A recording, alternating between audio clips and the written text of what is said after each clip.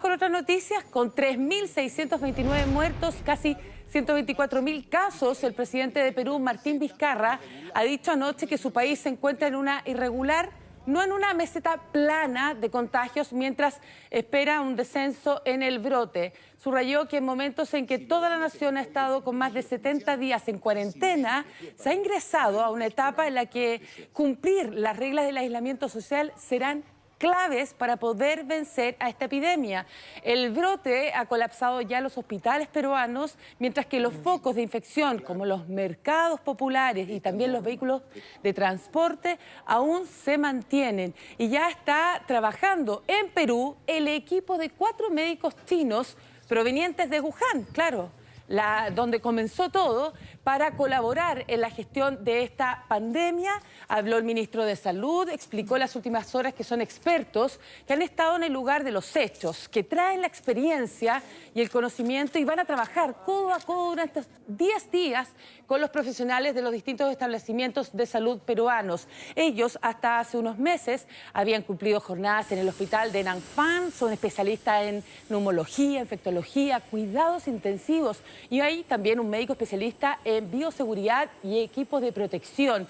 En la primera jornada visitaron el Centro de Atención y Aislamiento de COVID-19, donde en la Villa Panamericana, que fue diseñada precisamente para los Juegos Panamericanos de Lima del 2019 y ahora está reacondicionada con como el mayor centro de aislamiento por coronavirus en el país, con una capacidad para recibir 1.800 pacientes, porque lamentablemente Perú ya está colapsada los recintos asistenciales. Sí, lo que es más llamativo en el caso peruano, que a diferencia de Brasil, Perú tomó medidas desde el inicio de los primeros casos, cierra fronteras, decreta cuarentenas y aún así no logran frenar la propagación del coronavirus. Y si uno revisa las cifras, la gran cantidad de víctimas fatales que tienen hace pensar que el número de positivos que han confirmado no da cuenta de la realidad de coronavirus en el país, es decir, que debiera ser bastante más alto el número si es que se hicieran todos los testeos correspondientes. Hay dos explicaciones. Por un lado, el tema de cuánto se invirtió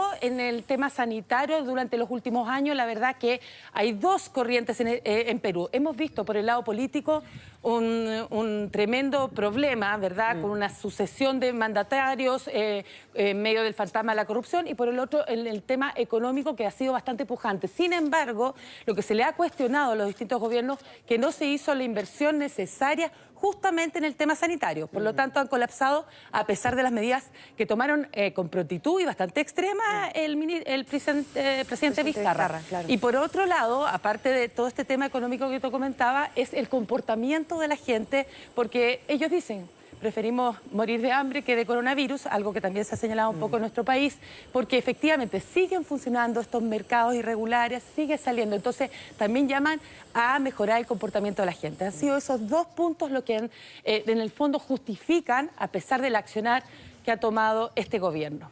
¿Qué ha pasado en Ecuador en las últimas horas? Se han registrado varias protestas en distintas ciudades de ese país. Las movilizaciones son en contra de la política llevada a cabo por el presidente Lenín Moreno en materia económica, y que ahora se suma a su gestión cómo ha enfrentado él la pandemia del coronavirus. Este gobierno ha aprobado durante este tiempo varios paquetes de recortes en los salarios de los empleados públicos. Sin embargo, la llegada del brote y la crisis económica se han acentuado mucho más, han ido acentuando los problemas sociales. Todo esto se produce en el marco de la conmemoración por una importante batalla de la independencia del 24 de mayo de 1822. Por eso el día de ayer en Ecuador era día feriado. Las autoridades han reportado más de 3.200 muertos y 37.300 los contagiados por COVID-19. Hemos sabido que esa cifra podría aumentar considerablemente debido a situaciones, sobre todo en Guayaquil, que se encontraban por mucho tiempo mucha gente que murió en sus casas, incluso dejaban los cuerpos en las calles.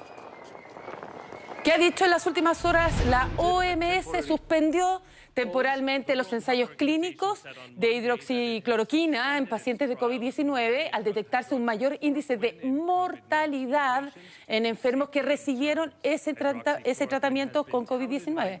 Esto fue dado a conocer por el director general del organismo, Tedros Adhanom, precisando que la decisión se ha tomado por seguridad tras la publicación en la revista médica The Lancet de un estudio en el que se señalaban mayores tasas de mortalidad en pacientes pacientes en los que se habían ensayado tratamientos con ese fármaco utilizado habitualmente contra la malaria.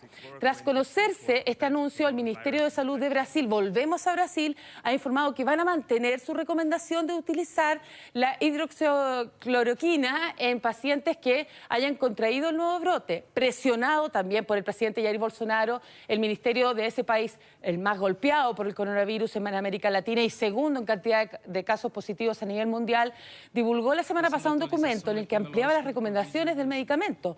Paralelamente, los principales medios de prensa brasileños han anunciado que no cubrirán más al mandatario en su residencia debido a los insultos que sufren a diario por parte de los militantes del presidente y por lo tanto no existen, dicen, las condiciones de seguridad para poder hacer el trabajo periodístico. Esto llama mucho la atención porque efectivamente, a pesar de las cifras, de los cuestionamientos, como la misma prensa ha dado a conocer la cantidad de decesos o la postura de Bolsonaro, que no ha contribuido nada a enfrentar esta pandemia, hay gente que lo sigue, que son sus militares, férreos a él y que están justamente afuera de su residencia todos los días y complica el trabajo de la prensa. Sí, tiene una base muy incondicional. El presidente Bolsonaro se calcula cerca de un 30% del electorado que pese a todos los cuestionamientos que han surgido, de todas maneras lo siguen respaldando y además, de acuerdo a las denuncias que han hecho varios medios de comunicación importantes como Folha de Sao Paulo, Globo, han sido permanentemente hostilizados de parte de estos grupos, ¿no? Sí. Cuando están, por ejemplo, en los puntos de prensa o cubriendo algunas de las actividades que sigue haciendo el presidente Jair Bolsonaro sin mascarilla y con cero distancia física de quienes lo acompañan. Ahora, es bien increíble el tema de cómo se persiste en algo desde el punto de vista médico, Mariane, cuando todos los indicios dan cuenta y ya con pruebas, con evidencia científica, de que no solamente la hidroxicloroquina no ayuda a bajar los niveles de mortalidad, sino que aumenta el riesgo, por ejemplo, de morir a raíz de arritmias que produce el uso de ese medicamento. Exactamente, un medicamento que también ha estado promoviendo y consumiendo el presidente de los Estados Unidos, Donald Trump. Vamos con informaciones que nos llegan desde China.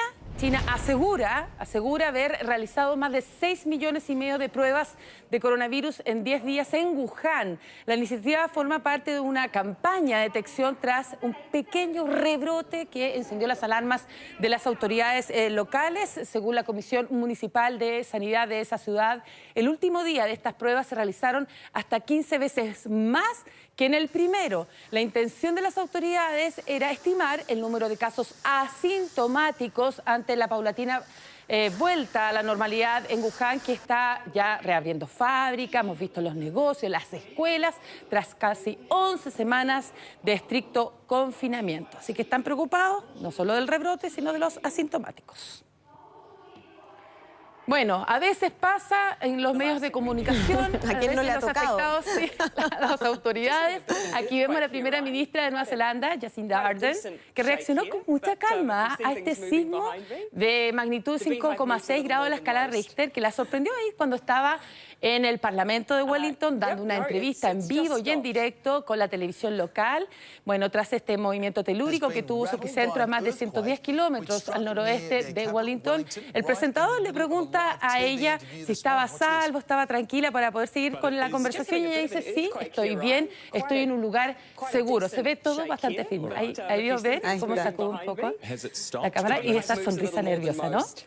El típico gesto que uno mira hacia el techo. Bueno, Nueva Zelanda se encuentra en la falla entre las placas tectónicas del Pacífico y Oceanía y registra unos 14.000 terremotos cada año, de los que entre 100 y 150 tienen la suficiente potencia como para ser percibido. En rigor, le pasa un poco a nosotros. En definitiva, somos personas un poco acostumbradas, ¿verdad?, a estos sismos y ya sabemos cómo reaccionar. Sí, ahora Jacinda Ardern además suma esto porque este video se viralizó. Obviamente muchos felicitaban la reacción que tuvo la primera ministra, ¿no?, con total tranquilidad.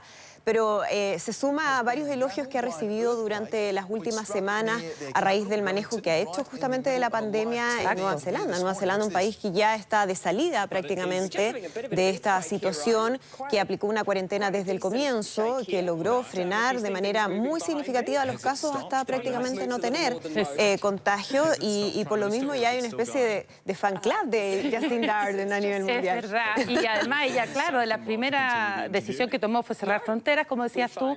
Ya están en uno de los primeros países en señalar que está fuera del coronavirus y que incluso ya los colegios ya están con clases.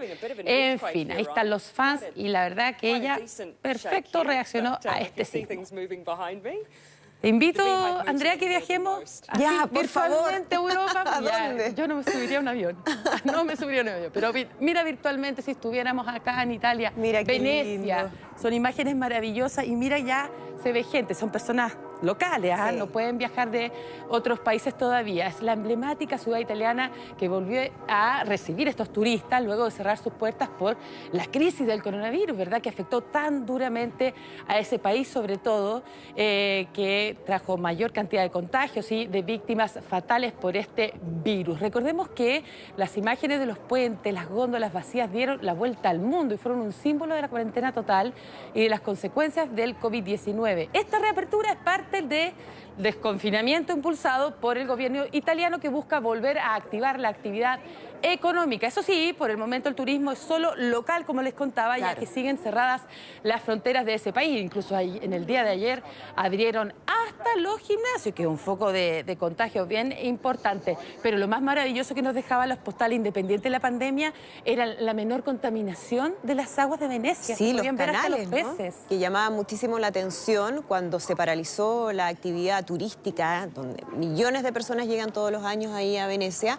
Se veía la pureza de los canales. Vamos a ver ahora con el regreso de la gente si es que eso se logra mantener o si definitivamente vuelve a ser lo de antes. Ahora, qué lindas imágenes ahí de la Plaza San Marcos, cuando además se nota que ya están entrando al periodo estival. Sí. Y lo que están buscando los países europeos es lograr recuperar en algo la actividad turística para que el impacto económico no sea tan grande. Tan importante, ¿verdad?, el turismo para potenciar económicamente a ese país, por ejemplo. Vamos con Corea del Sur. Les quiero mostrar un café.